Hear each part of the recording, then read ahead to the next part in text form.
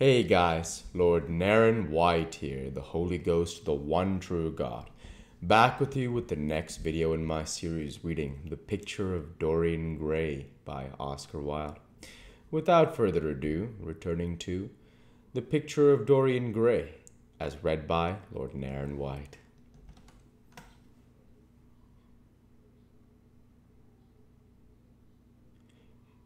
It is like a brack shop, all monsters and dust, and everything priced above its proper value. I think you will tire first, all the same. Some day you will look at Gray, and he will seem to you to be a little out of drawing, or you won't like his tone of color or something.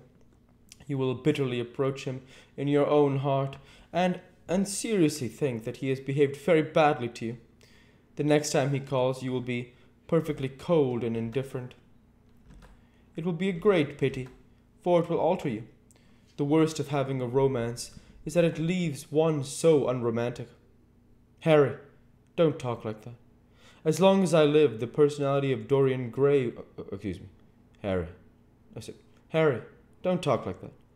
As long as I live, the personality of Dorian Gray will dominate me. You can't feel what I feel. You change too often. Ah, my dear Basil, that is exactly why I can feel it. Those who are faithful know only the pleasures of love. It is the faithless who know love's tragedies. And Lord Henry struck a light on a dainty silver case, and began to smoke a cigarette with a self-conscious and self-satisfied air, as if he had summed up life in a phrase.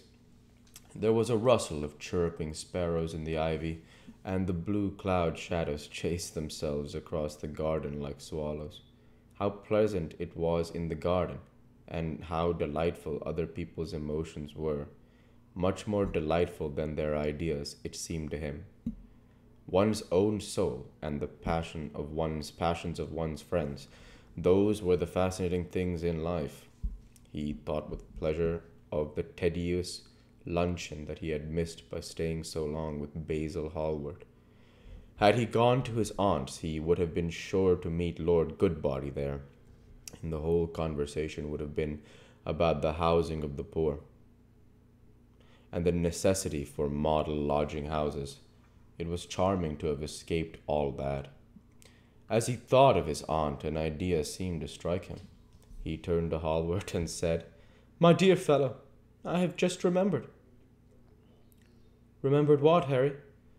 "Where I heard the name of Dorian Gray." "Where was it?" asked Hallward, with a slight frown. "Don't look so angry, Basil. It was at my aunt's, Lady Agatha's. She told me she had discovered a wonderful young man who was going to help her in East End, and that his name was Dorian Gray. I am bound to state that she never told me he was good-looking. Women have no appreciation of good looks, at least good women have not. She said that he was very earnest and had a beautiful nature. I at once pictured to myself a creature with spectacles and lank hair, horridly freckled, and tramping about on huge feet. I wish I had known it was your friend. I'm very glad you didn't, Harry. Why? I don't want you to meet him. Mr. Dorian Gray is in the studio, sir," said the butler, coming into the garden. "You must introduce me now," cried Lord Henry, laughing. Basil Hallward turned to the servant, who stood blinking in the sunlight. "Ask Mr. Gray to wait, Parker. I will be in a few moments." The man bowed and went up the walk. Then he looked at Lord Henry. "Dorian Gray is my dearest friend," he said. "He has a simple and a beautiful nature. Your aunt was quite right in what she said of him. Don't spoil him for me. Don't try to influence him. Your influence would be bad. The world is wide and has many marvelous people in it. Don't take away from me the one person that makes life absolutely lovely to me, and that gives to my art whatever wonder or charm it possesses. Mind, Harry, I trust you." He spoke very slowly, and the words seemed wrung out of him almost against his will. "What nonsense you talk," said Lord Henry, smiling, and, taking Hallward by the arm, He almost led him into the house. Chapter 2. As they entered, they saw Dorian Gray. He was seated at the piano with his back to them, turning over the pages of a volume of Schumann's Forest Scenes. You must lend me these, Basil. Oh, excuse me, sorry.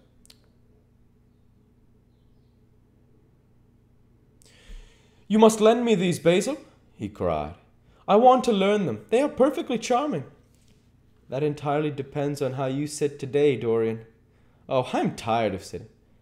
And I don't want a life-size portrait of myself, answered the lad, swinging round on the music stool in a wilful, petulant manner. When he caught sight of Lord Henry, a faint blush coloured his cheeks for a moment, and he started up.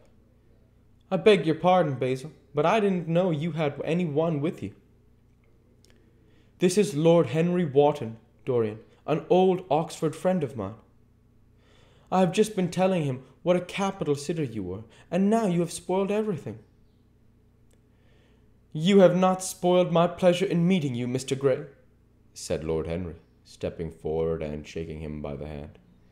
My aunt has often spoke to me about you. You are one of her favourites, and I am afraid one of her victims also. I am in Lady Agatha's black boots at present, answered Dorian, with a funny look of penitence. I promised to go to her club in Whitechapel with her last Tuesday, and I really forgot all about it. We were to have played a duet together, 3 duets, I believe. I don't know what she will say to me. I am far too frightened to call. Oh, I will make your peace with my aunt. She is quite devoted to you, and I don't think it really matters about your not being there. The audience probably thought it was a duet. When Aunt Agatha sits down to the piano, she makes quite enough noise for 2 people. That is very horrid to her, and not very nice to me, answered Dorian, laughing. Lord Henry looked at him. Yes, she was certainly very handsome. He was certainly very handsome. Lord Henry looked at him.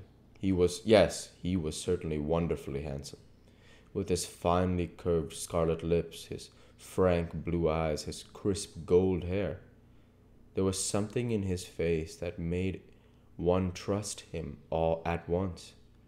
All the candor of youth was there, as well as all youth's passionate purity. One felt that he had kept himself unspotted from the world. No wonder Basil Hallward worshipped him. He was made to be worshipped. You are far too charming to go in for philanthropy, Mr. Gray, far too charming. And Lord Henry flung himself down on the divan and opened his cigarette case. Hallward had been mixing his colours and getting his brushes ready. He was looking worried, and when he heard Lord Henry's last remark, he glanced at him, hesitated for a moment, and then said, Harry, I want to finish this picture today. Would you think it awfully rude of me if I asked you to go away? Lord Henry smiled and looked at Dorian Gray. Am I to go, Mr. Gray? He asked. Oh, please don't, Lord Henry. I see that Basil is in one of his sulky moods, and I can't bear him when he sulks. Besides, I want you to tell me why I should not go in for philanthropy. I don't know that I shall tell you that, Mr. Gray, but I certainly will not run away. Now that you've asked me to stop, you don't really mind, Basil, do you?